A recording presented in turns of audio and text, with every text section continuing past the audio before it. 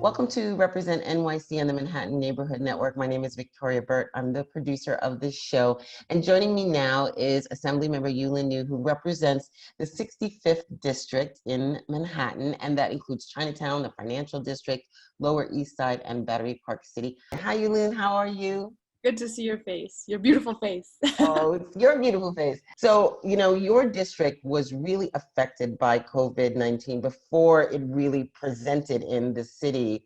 There were people who weren't going down to Chinatown as much and down to the lower part of the city.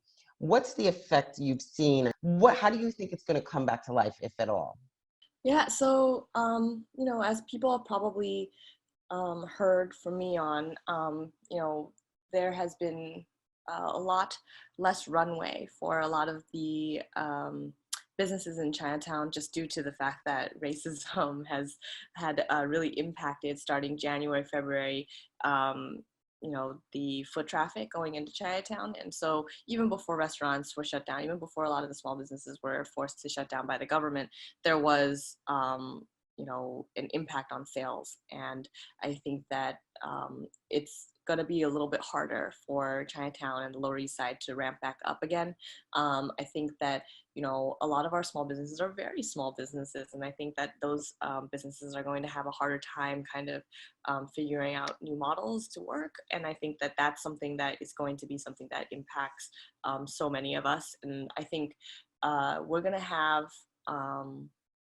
a little bit of a difficulty kind of overcoming some of the stereotypes and the racism that's been kind of permeating throughout, to get folks back to being able to shop in Chinatown. And I think that a lot of people anticipate that. A lot of people are very frightened, not just due to the virus itself, but also due to the racism that has been permeating. We've been seeing a lot more violence. I mean, the second day that, certain stores were open, there was already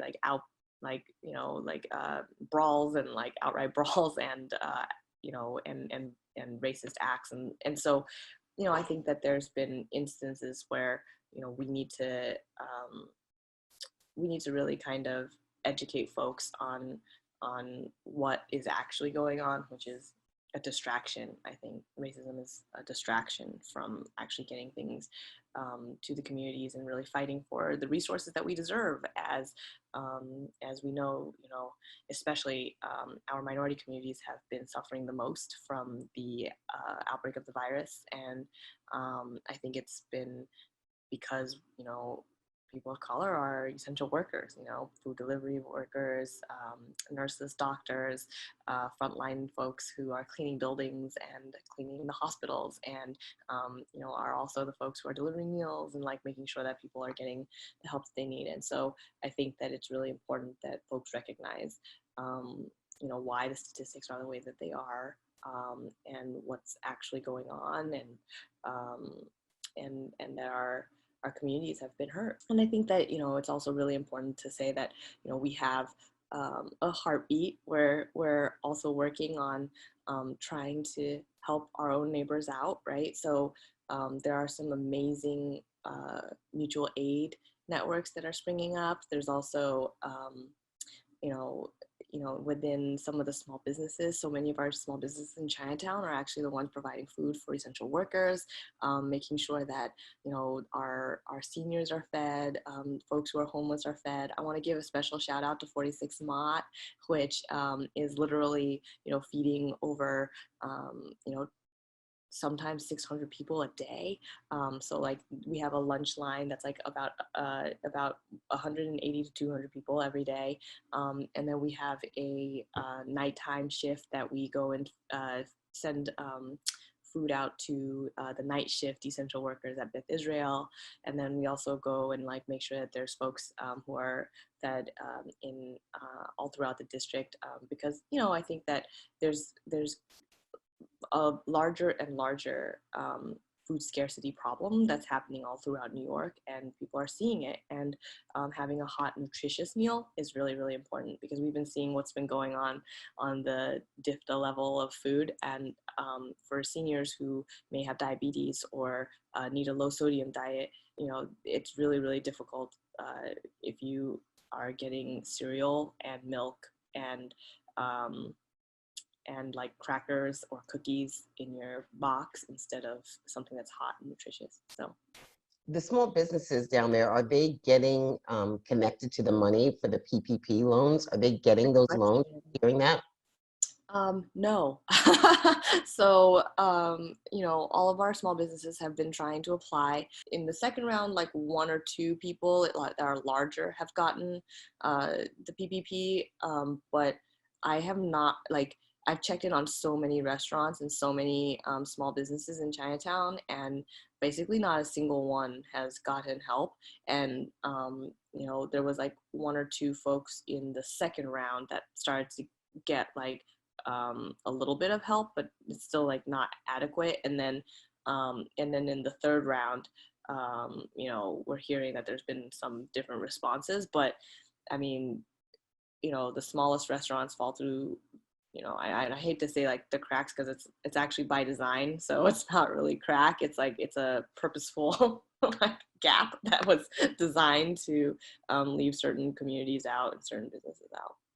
What about the NYCHA housing in your district? Are you seeing any sort of like change with the workers getting personal protective equipment and being able to do repairs, and what's happening in the NYCHA housing? Yeah, so I mean, in our NYCHA developments, I mean, we've seen that there has been I would say, abysmal cleaning schedule.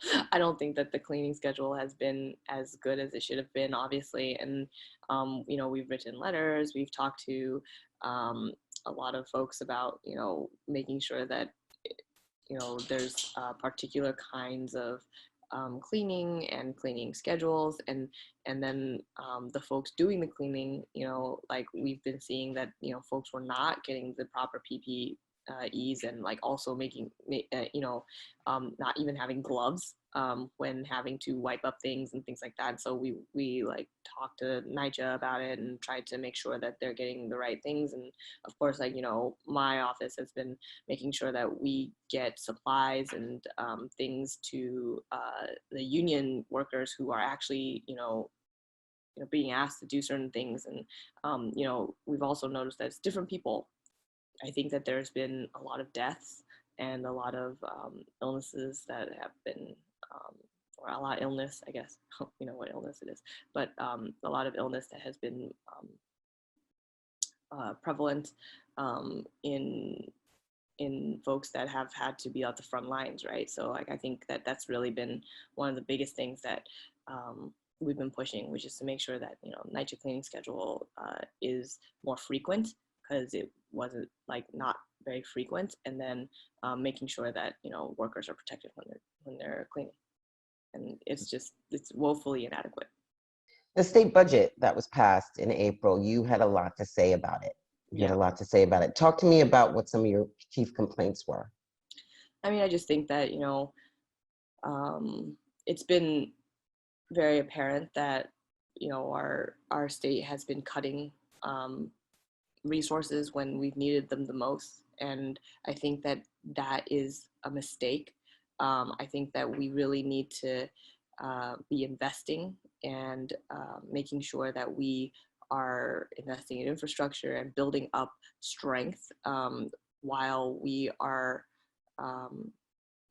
in the midst of this crisis. Like I think that we need to help to build the steps towards recovery, because we're not going to be able to cut our way to recovery. We're not going to be able to cut our way to healing. We're not going to be able to cut our way to safety. What we need to do is we have to actually build the infrastructure for healing, for safety, and for recovery.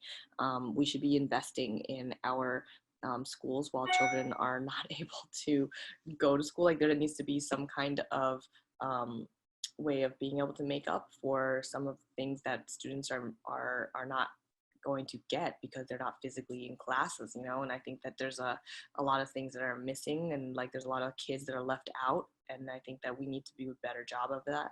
I think that we should not be cutting healthcare in the midst of, Medicaid, right? They cut yeah, in Medicaid. the midst of a global pandemic. We should not be cutting Medicaid. We should not be cutting our community health centers when people are having a really difficult time with language access, knowing what the services are, knowing what their, what their rights are in this time. And like, I think like it's really important that like folks are actually, knowing what's going on for their family members. And I think that it's a really difficult time, like when you think about like what they're cutting and what people need, right? It's like almost direct, but like what happens in the state budget is that, people look at the biggest pots and then cut from them. And of course, our biggest pots are healthcare and education.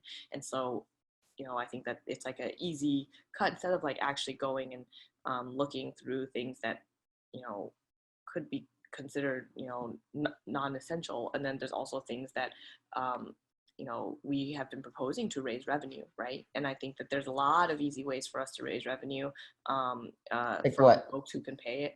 An ultra-millionaires tax, which like our assembly has passed in the past, I think have been a really good measure of like what could be a possibility, right? Because that will raise us a certain amount of revenue in order to kind of make ends meet, I guess, on the state level. There's also, I have a stock buyback transfer tax. There's also a stock transfer tax that Bill Stegg is sponsoring. There's also the pied-à-terre tax. There's also like different kinds of things that we can do to raise revenue, right? There's bonding that we could be doing to raise revenue. There's a lot of different ways that we can raise revenue. It's either taxing or borrowing, right? Like there are two different ways that we can raise revenue on the state level. I know on the federal level, they can print money and they can do certain things, but on the state level, there's still ways that we can raise money. And like, I think that, instead of hurting people when they literally have nothing more to give, like, I think that we should be looking at making sure that we are pulling revenue from the sources that are least impacted. Something else that you talked about are the e-bikes. Tell Yeah. me why that's something that you're sort of like fighting for.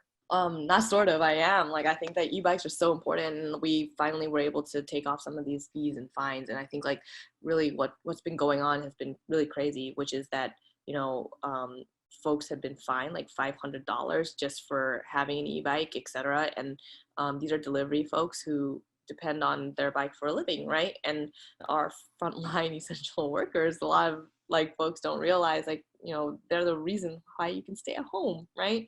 And I think that some folks are just underappreciated. But $500 per ticket is more than when you run a red light in a car, right? Like, I think like this is like just having an e-bike, like how is that like the fine for, and if you think about it,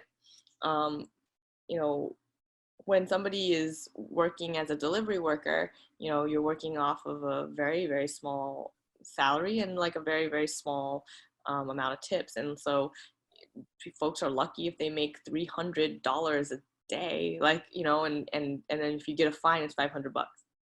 So you're at a loss. And then some people get multiple tickets a day. And then some people get their bikes taken away. And, those bikes are not cheap. So it's like, that's their living right there. And I think that it makes it so that it's really difficult for delivery workers to keep working. And I understand like that there's like, concerns about, safety, et cetera, of like riding at a certain speed. So, limit the speed and then make it so that it's possible. But, that was not part of the city's discussion. And it was just like fines and then taking of a confiscation of bikes. And it was particularly, targeted, I think, towards particular communities. And other people could ride their e-bikes without any problem, but delivery workers for minority communities were particularly targeted for these fines. And I felt like that was really unfair. And it was very ironic because on the one hand, there was like the fines and fees and surcharges that were like put onto delivery workers and e-bike riders that were delivery workers. And yet on the other hand, they had these city bike e-bikes that they were just like promoting the heck out of, and I just thought it was just like, wow, isn't that hypocritical? And like there was only like 3 miles or 4 miles per hour difference between the two bikes, and it's like, what? Like I couldn't understand it. I couldn't believe it. And I felt like it was very blatantly ignoring the needs of a community. So, And very focused. and very focused. Very focused. So talk to me just in the last few minutes about what sort of the top 3 things you're hearing from your constituents, and how, if somebody's having a problem, they can reach you. Sure. I know you're not in your office, but I know you're available. So yeah, I'm very. So I try to encourage folks to email, or to you can DM me on my Twitter, but you can also call. I think it's just my office is still taking calls. We have 6 lines that are open right now to folks. Goes directly from our phones to their cell phones, to my staff cell phones. And so they've been picking up and making sure that we are helping folks, sign up for unemployment, signing up for benefits, and making sure that, they are able to let us know if there's any food insecurity for them, or if there's anything that they need, whether it's PPEs or help with just getting some direction on which areas to apply for their small business, etc. And I think my staff has fielded. I just want to put this out there, because like my staff has fielded almost 900 unemployment insurance calls, and that's like, I get that that's high, but that just means that there's nothing to be embarrassed about when filing for unemployment. I want that out there, because I want people to understand that this is a crisis, and folks have, by government requiring them to shut down, like have had to lay off people, or like have people who are on unemployment, and I think that it's, especially like our communities like ours, there's people who are just very afraid of applying, or just like ashamed of applying. And I think that, folks have to realize that there's no shame right now about like making sure that like, you get the help that you need to make sure that your families are safe, and that your communities are safe, and that you're able to be safe, right? And I think that it's not about like, oh, hey, you don't have a job right now. Like it's not something that's shameful. We've helped so many folks, and these are folks who we see every day, so I just want you to know, like, I want everybody who's listening to know that there's nothing shameful about having to apply for unemployment insurance, and there's nothing shameful at all about having to get some benefits, or to ask for food help, or to ask for help in any way, because right now everybody's struggling. Assemblymember Niou, thank you so much. Good to see you. Good to see you too. Thank you. I'm really happy because right now we're going to be joined by Manhattan Borough President Brewer, who is a great friend to this show. And we're going to talk to her about what she's been doing to support us all during this pandemic. And hi, Gail, how are you? I'm wonderful. It's great to be here. I love MNN. I love the NYC represent, and thank you for including me in it. You're more than welcome. You've hosted Represent NYC many times, and we miss you. We can't wait for you to be back in the studio with us. I agree. So I want to talk to you a little bit about what's been happening. You've been working nonstop since New York City and New York State has been shut down. And what have the challenges been? I know I've seen you tweet and talk about just things like the seniors and getting them food. Tell me about what you've been doing in that area. Well, you're right. The first issue was, are the seniors getting food? Because every senior was told to stay in his or her apartment. And seniors whom I know, many of them go to the senior center, and the senior center was closed. So the question then became, how do they get food? It was very confusing at first, because of course the senior centers, they were still trying to provide food, running around to the neighborhood. Then the city said, the seniors had to grab and go, which didn't make a lot of sense because they're supposed to stay in their apartments. And then the city said, call 311, we'll get you food. That didn't work so well because everybody was calling 311 and the seniors couldn't get through. And then what happened was the senior centers didn't have a list of who is on my delivery list. At that point, some of the large catering companies were delivering to the senior center, and then the senior center and the city were providing runners to go to the apartments. But even some of the seniors at NYC, for instance, the doors were broken, the intercom was broken, they couldn't get in. So you can see the challenges. And then sometimes the food that came from the 311 system wasn't appropriate. Either it wasn't kosher, it wasn't halal, or to be honest with you, it wasn't nutritious.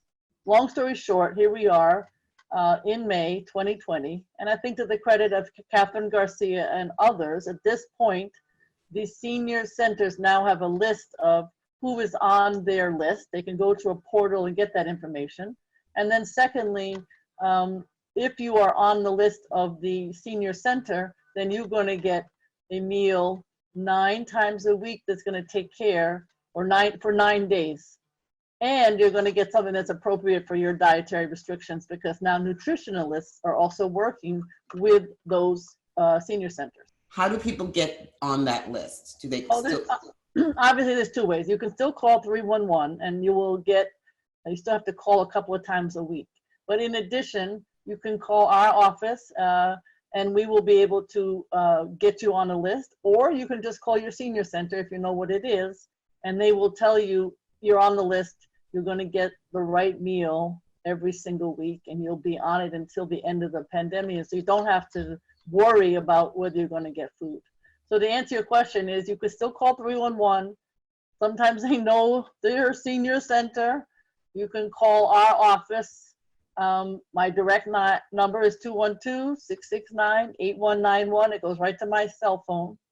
And if you know what your senior center is, then you can contact them. So at least it's a system that works in terms of there is a system, and the food is excellent in terms of nutrition and less salt and less sugar, and in terms of your appropriate diet. Let me ask you, you mentioned NYCHA. There's always been challenges with NYCHA and the residents being able to get repairs and even just the health issues in the buildings. How has this pandemic affected NYCHA, and what has been done to give them more support, if any?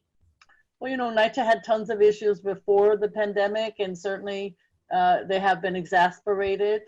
We've been working with Fresh Direct. Fresh Direct at first in Manhattan was generously donating their services for 3 weeks, and then to the credit of the mayor, he picked up Fresh Direct, and now they're being paid by the city to deliver to NYCHA, particularly for the seniors, because as you know, the seniors who are residents of NYCHA, they often go to a senior center, and that center is closed except for keeping track of whether or not they're getting a meal. So the answer to your question is cleaning. It's a problem and always has been a problem. The city has hired cleaning companies to supplement what the NYCHA workers do, because many NYCHA workers are ill, and more cleaning is needed. So the senior buildings, there are some buildings that are 100% senior, are supposed to be cleaned every day, and so-called family buildings, which often have a lot of seniors in them, are cleaned 3 times a week. However, the same problems of repairs, roofs, mold, all those other issues that are endless at NYCHA still exist. And we're going to have to see after this horrible virus is waning. I don't want to say ended because we don't know what's going to happen, but is waning and there's some recovery, how NYCHA bounces back and how much money comes from the federal government to be able to supplement this huge backlog of repairs, because it's the repairs that are the challenge at NYCHA. So let me switch gears. You mentioned money, right? And the city has been financially devastated by this pandemic. Everything's shut down. All our revenue streams have been cut off. I want to talk about the budget cuts and specifically the Summer Youth Employment Program. It's been shut down for 2020. I think it's something like 75,000 kids won't be able to get employment through this program and it affects nonprofits. But there's been this huge call, right, for this to be returned. What are your thoughts on what will happen here? Well, we had a discussion with many youth directors, a YouTube hour-long discussion, and obviously we feel very strongly it should be in the budget. And I know the city council leadership and many members feel the same way. Last year, to the credit of the mayor, there were 75,000 young people, as you indicated, and I think it's around $121, $124 million program. That was the largest number ever in the history of SYEP. We absolutely need SYEP in summer 2020. We don't know the status of our city at that point. Some people say we won't be back, if at all, in fully recovery stage until maybe sometime next year. Certainly not this summer. But what you don't want is young people with nothing to do, as they have had cooped up experiences until now. So there are so many great issues that can be addressed by young people. For example, there's lots of virtual possibilities, teaching, learning, sharing. All of the youth development directors have come up with a lot of them. Second, we're still going to have to be getting people food. I just mentioned the challenges of getting food to seniors. I can't tell you how long the lines are at the food pantries. And look at how many people are unemployed and are going to need food. So just having the young people help with that effort would be huge. Third, the mayor and the governor are hiring tracers, contact tracers, people to go to find out if I'm sick, if you're sick, if our brother's sick, whom have we been in touch with? And that's another job that could in fact be done by some young people during the summer, peer to peer, young person to young person. That's a much better way to address some of these health concerns. So I know that there are many other ideas, but that's just some of them. And we absolutely need to have young people employed in a way so that they are feeling productive and we don't have any challenges that could exist if they're not employed. They need funding for school, obviously. There are jobs that need to be done. So we're very much in support of SYEP, and for anybody who is listening and watching, know that the youth development organizations have come up with phenomenal ways to do it in a healthy, social distancing, and sometimes virtual way. And there's even, I think there's a hashtag, like hashtag save SYEP. So, I mean, if you can tweet it, tweet it. So let's talk a little bit about the reopening. You know, there's a 4-part prong plan, and, you know, a lot of people are not clear. Can you give us some clarity on what it will look like for Manhattan to reopen? I will try. Okay. The governor has a 4-part plan, as you indicated. The governor is in charge of opening deadlines to a large extent. On May 15th, which is this coming Friday, there will in fact be 5 upstate counties opening. So it'll be interesting to see, even though they're so much smaller and not dense like New York City, but that's happening. New York City, it's not clear. Nobody has said when we are leaving our apartments or when there's any opening. There is a possibility in happening construction and manufacturing. Manufacturing is ongoing. I'm delighted that the folks in the Garment Center in Manhattan and even in Brooklyn are sewing. Obviously we need masks, we need surgical gowns, and it's an ongoing. And there are folks who are doing face shields and other manufacturing. So manufacturing has been done in a socially distancing way, temperatures taken as people enter. And the same thing with construction. I know the construction is something that the developers and the unions want to keep going. It's controversial because when you're living next door to a construction site and you're home all day and you're trying to teach your kids, it can be a real challenge. But those are the 2 first in New York City in terms of opening. It's not clear to us about restaurants and hotels and stores and so on. I will say that there's a lot of planning going on. And let me give you an example. The restaurants really want open space. They want streets to be closed. Often their sidewalks are very narrow. And there is the belief that if I want to go to a restaurant, I'm much happier to be outside than I am inside. And obviously, if I'm inside, there have to be many fewer of us sitting around at the table. So there is a push right now by hospitality groups and restaurant groups to see how we can use the streets in a different way. Can I ask you a question though? There's also the open streets plan that has started. You were a big advocate for that. Is that connected to that? Yes, of course. The mayor started out with open streets near parks. At the same time, the business improvement districts, which are the local chambers of commerce, they're dying to have, and I get calls all day long, to have the street on their block open so that they can have plazas and streets open for people who want to dine, and they'll put out the tables. But there are lots of issues, like normally you can't, just serve liquor out there. You can't do without a waiter under the current rules and regulations. And obviously the outdoor cafes can be very expensive if you file for a permit. So there are many, many issues regarding state SLA, state liquor authority, and city regulations about how you have an outdoor cafe. And so these are things that are being worked on as we speak. The other issue that's going on in a recovery mode is what we call the TTT, the testing, the tracing, and the treatment. And testing, we know we need more sites.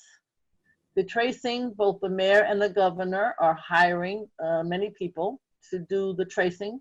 They're being trained by Johns Hopkins, and they're going to start very soon. And so if I am ill, I say so, they find out, then they check with my friends, where have I been?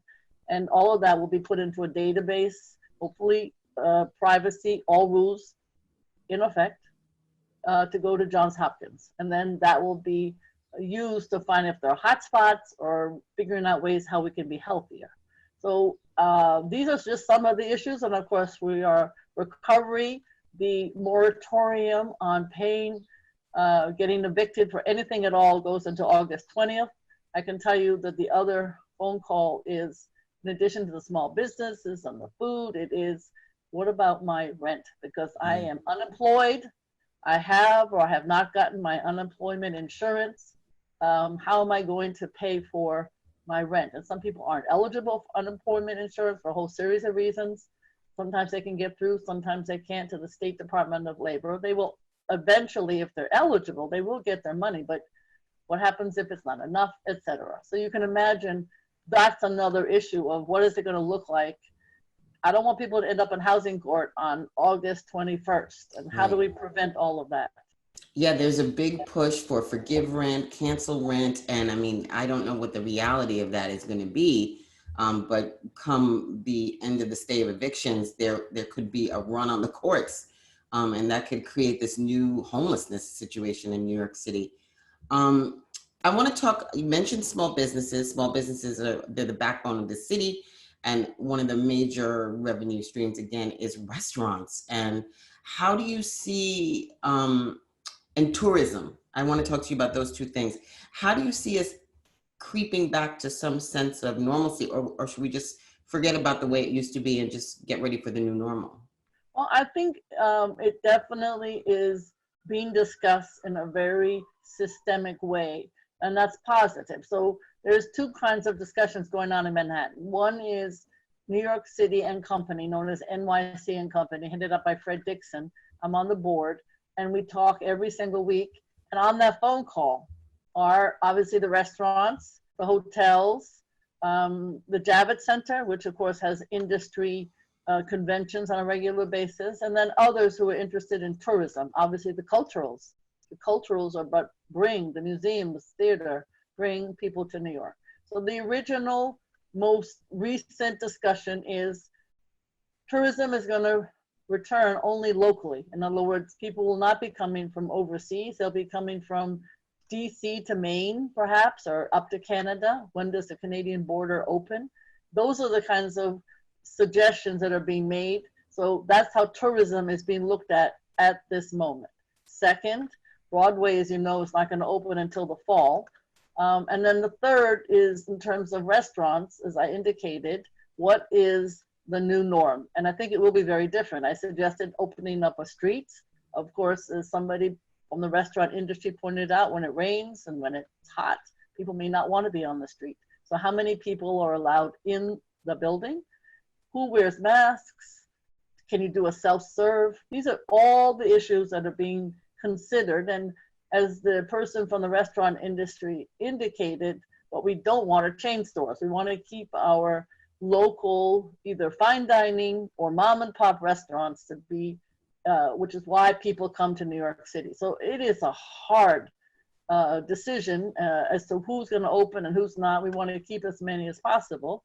At the same time, the Harlem Chamber of Commerce has been meeting. We talk every single week with all of the Harlem legislators, the banks, business improvement districts in Harlem, and trying to figure out for Harlem what makes sense. And again, you have great cultural institutions, you have phenomenal businesses, restaurants, and it's the same kind of issues, but Harlem is always challenged because of the location in terms of people's income and wanting to make sure that it's not forgotten.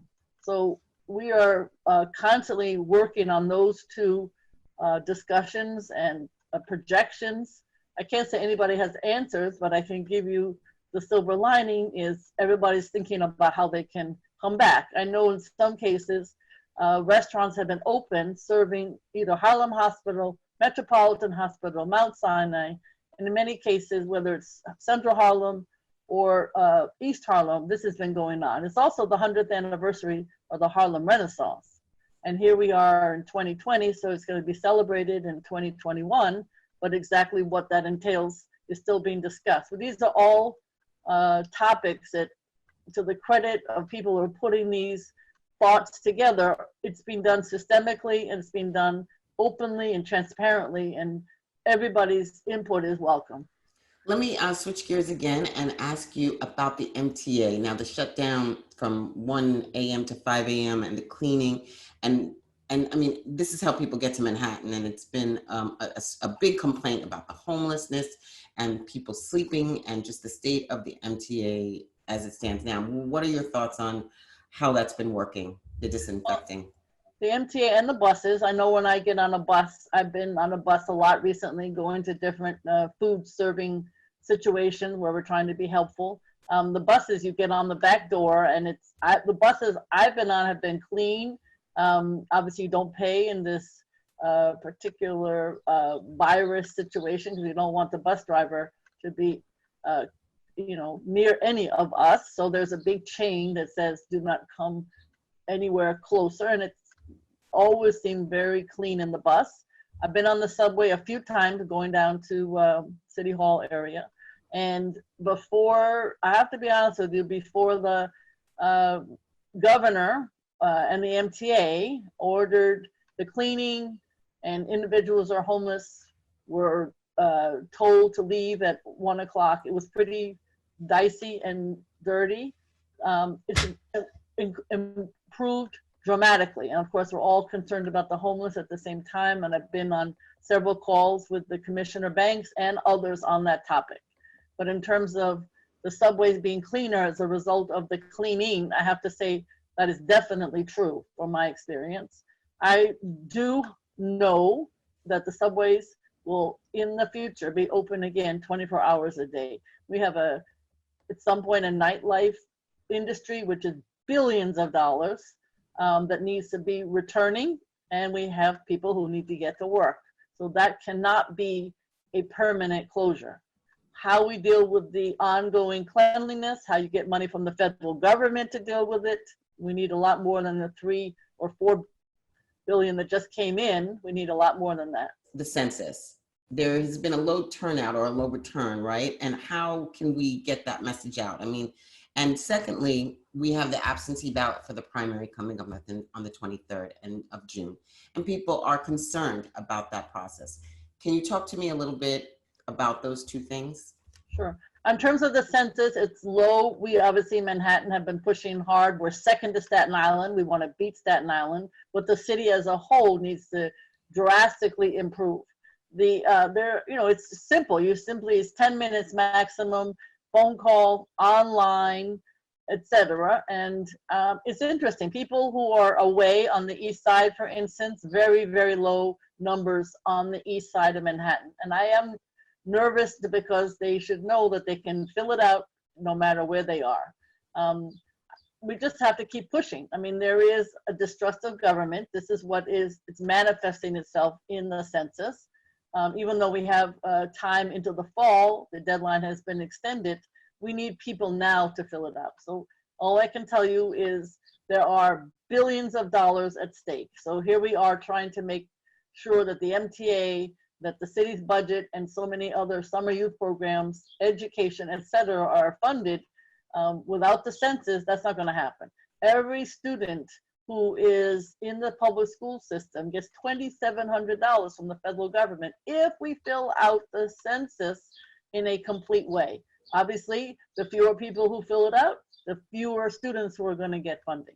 So, and in terms of the absentee ballot, we'll all get a opportunity to send in a ballot in the mail. So the Board of Elections is going to send all of us, all New Yorkers, dear New Yorker, if you are registered Democrat, you can, for the June primary, you're going to have the opportunity to fill out a request for a ballot. So it's not the ballot itself, it's a request for the ballot. You send that back, and then you'll get a ballot to fill out, and you can vote either by mail for the June primary, or you can go to the poll yourself. Wonderful. Thank you so much. I want to finish out by letting people know you have this wonderful newsletter that comes out. So I want you to tell people how they can get the newsletter and how they can reach you. Well, the newsletter is simply ManhattanBP, like Borough President, .nyc.gov/signup.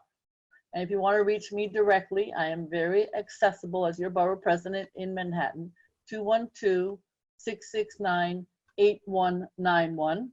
Or G. Brewer at manhattanbp.nyc.gov. Gail, thank you so much for sitting with me today and talking. We just love you so much, so thank you. Thank you very much, and thank you to MNN for being there and for your wonderful program. Joining me now is Dr. Ganatra, and she's going to talk to us a little bit about testing and what that means for us. Hi, how are you? Good to see you. Hi, thank you for having me. So yes, my name is Angela Ganatra. I'm the Chief of Ambulatory Care, as well as a family physician here at Metropolitan Hospital. So what is testing? Testing right now, there's actually many options. We at Metropolitan are offering community testing through our medical annex, our screening annex. We are offering testing for the actual COVID-19 virus. It's a nasopharyngeal swab. So we're actually using a swab, placing that up into the nostril to collect a sample. From there, we process that and send it to the lab. Why is the testing now so important? Why is that so important now? So it's very important because there are many patients, community members that we don't even realize may have the actual virus itself. We have seen that there are people who are what we call asymptomatic. There is no symptom that they are feeling that they would think would be a symptom of the COVID virus. And right now we're also going through allergy season, right? Flowers are in bloom, pollen is spreading. Many people think they may have allergy symptoms like stuffy nose, sore throat, cough. Asthmatics are also having symptoms of wheezing, shortness of breath. And these are also symptoms of the COVID-19 virus. Fever also along with that. So we really want our patients to, and our community members to get tested, and therefore we can help self-isolate these patients, as well as making sure that we can trace where they may have come in contact with the COVID-19 virus. We are very much in the process of hiring and training many personnel for contact tracing here at Health and Hospitals. We're not testing for the antibody as of yet. Currently, for our community members, We are testing for the virus itself. So we would know at that moment in time if someone truly has or is infected with the COVID-19 virus. So the antibody test is a completely different thing. Yes, the antibody test is a venipuncture. So it's actually a blood draw. It is a test that tells us if our body or if we have come in contact with the COVID-19 virus and if our body itself has made antibodies to the virus. So we're not testing to see if you're currently infected.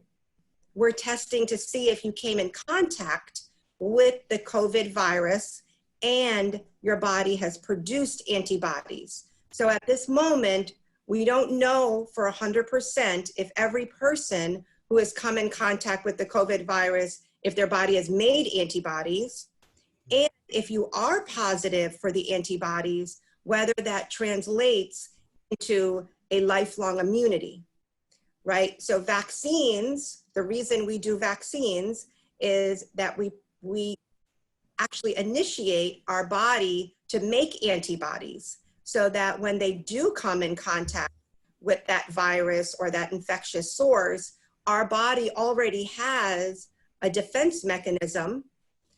So you can think of it as we have soldiers that are already ready to fight that virus or that infection. Now, doing the antibody test and being positive, we're not yet certain that that already translates into an immune response. We're not 100% sure that that person can say, okay, I have antibodies, I'm now protected from getting the COVID-19 virus. So if someone got the test and they showed that they had been exposed to it, it doesn't mean they can go without a mask or not Correct. use the precautions that we've all been told to use.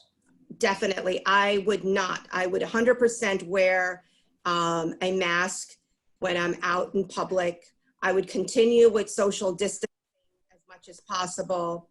And I would also try to limit my going outdoors. You know, if it's unnecessary, please don't. Definitely do not go in crowds. Stay with your own family members that you live with in your own home. So let me ask you, how long do these tests take to come back? So if I get the test today, what does that look like? So we send our test, which is FDA approved, to BioReference Lab. And the lab usually takes about 2 days to give us the results. And we use the Epic electronic medical record. So we're asking all our patients to join the Epic system via My Chart. That way, all of our patients can get their results seamlessly, actually in real time. So the moment that that result electronically is resulted in our electronic medical record, the patient would get an alert on their phone or on their computer saying that their lab results are available to them. So they would be able to get the results in real time. Are there enough tests? I know in the beginning of this, they were talking about that there weren't enough. Are there enough for, you know, over the next few weeks, everybody shows up? Is there enough of them? Yes, at Metropolitan and at health and hospitals, we have plenty of tests now, test kits.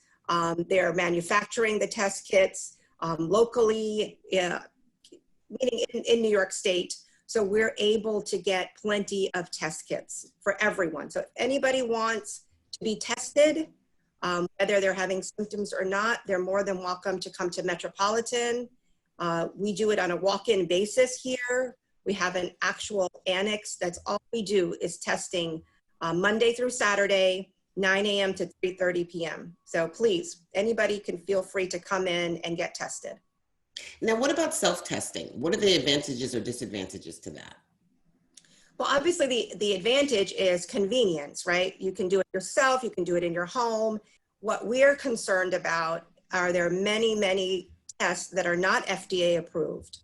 They're out on the market, they're very costly, and they're not very accurate, right? We're looking at making sure that the sensitivity and specificity, meaning that if you're going to do the test, that is it 90, 98% are you going to be sure that that positive is a true positive, so you really do have the infection, or when the test says that it's a negative test, that you truly are a negative and not a false negative, meaning maybe you are infected, but the test is just showing that you're not. So it's really important to make sure that the test you're conducting is FDA approved. We don't want folks thinking that they're a negative and walking around infecting others like their family members. Obviously, everyone should be wearing a mask when they go out in public, but when you're at home, we obviously don't wear masks, and it would be terrible if you're living with your elderly parent or maybe immunocompromised child and you didn't know that you truly are a positive and now you're infecting your family members. So cost-wise, I mean, is this covered by the city, the state? Does insurance cover this? So here at Health and Hospitals and Metropolitan, the cost to get tested is absolutely free. There's no copay for patients who have insurance. And if you do not have insurance, the testing is absolutely free. So let me ask you a question now. You talked about allergies. Another thing that's starting up, right? It's summer. People are thinking about traveling. I mean, what kind of precautions would you say people should be taking if they're thinking about getting on a plane or going across country on a train? Is that something that people should be hesitant about doing? Well, we need to protect ourselves. Right now, there are obviously many states that have opened up and are allowing that travel between states, airplanes and trains. You know, if you don't have to travel, I obviously would suggest that you don't. But if you do, obviously need to visit loved ones, maybe through work, you need to be wearing a mask and washing your hands. Washing your hands very frequently, either with running water, soap, or using a hand sanitizer. The other thing that I would suggest is trying to avoid touching your face. Anything that's on your hands can be transferred to our body through our nose, through our mouth, through our eyes. So as much as possible, don't touch your face. Now, I know a lot of people ask me, should I wear gloves? Should I not wear gloves? The gloves are really there to kind of act as a barrier and a reminder not to touch your face. If you wear gloves and you touch something, a surface that's infected, and then you rub your eyes with your infected gloves, it's still going to transmit through your eyes. So as much as possible, don't touch your face. All the things that our parents used to tell us when we were little, we should continue to practice. Good hand washing, don't touch your face, and now the added, wear a mask. So I'm going to ask a question. They're opening up the beaches. So I'm sitting on a beach, you know, with my partner or whomever, and we've both been cleared as far as like our health. Do we need to wear a mask if we're sitting 6 feet from people? Again, I think it's always better to err on the side of caution, right? So yeah, maybe don't because you're 6 feet away from others, but how do you know that a beach ball doesn't come flying over to you and someone runs over to get that beach ball and sneezes or coughs? You never know. I personally, if I were taking my children to the beach, I would be wearing a mask, and so would my 3 children. It's always better to be safe.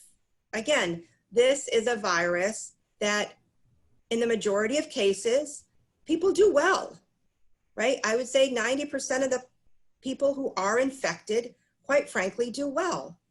But the ones that don't really do not do well, right? That's what has overcome our hospitals with the patients who really were in severe respiratory distress, many patients who had multi-organ failure.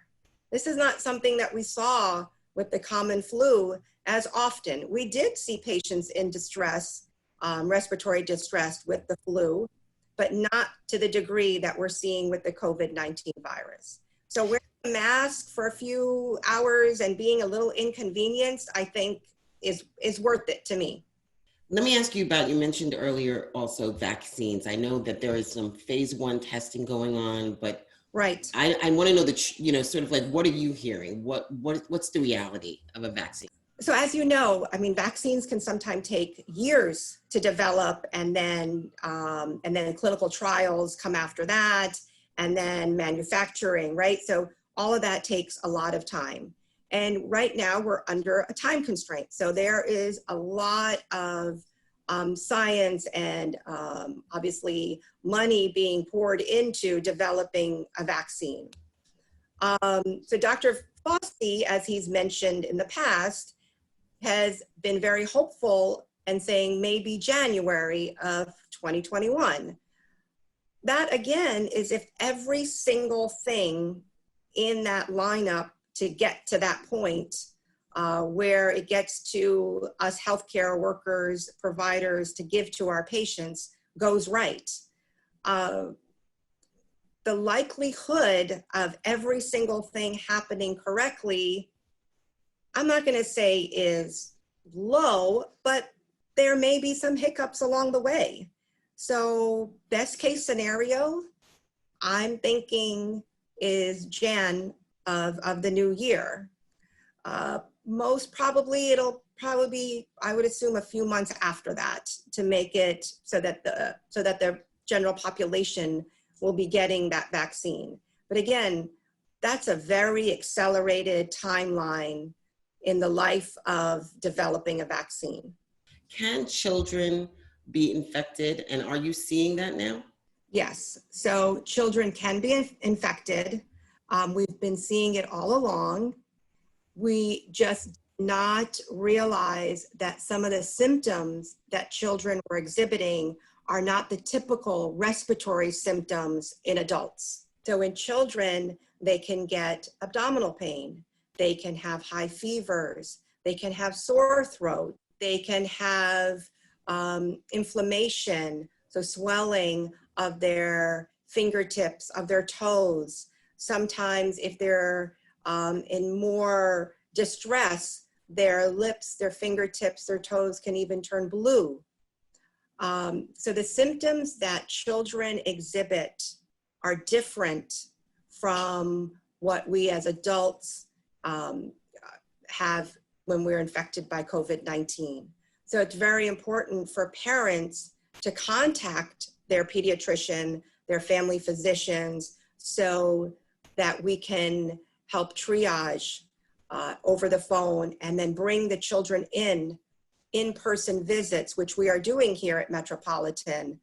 We have a triage system, as well as bringing children in to be seen by their physician to confirm that they're either doing fine or they do need to be tested for the COVID-19 virus.